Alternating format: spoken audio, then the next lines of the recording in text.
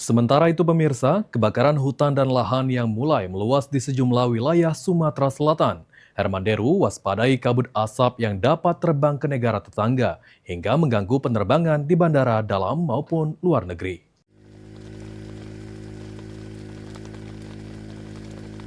Kebakaran hutan dan lahan yang semakin meningkat seiring kondisi lahan yang semakin kering akibat musim kemarau. Gubernur Sumatera Selatan Herman Deru sampaikan bahaya asap kepada jajaran Forkopimda, kepala daerah di 17 kabupaten kota di Sumatera Selatan.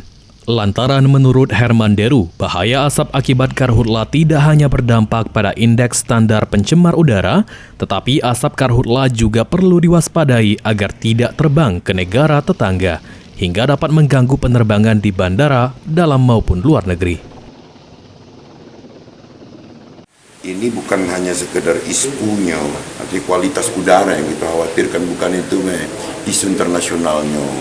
Karena dibawa angin ke bandara luar negeri, bahkan bandara kita juga bisa terganggu.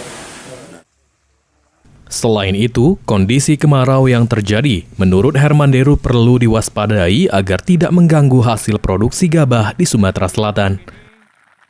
Eki Saputra, PAL TV. Assalamualaikum warahmatullahi wabarakatuh. Selamat malam.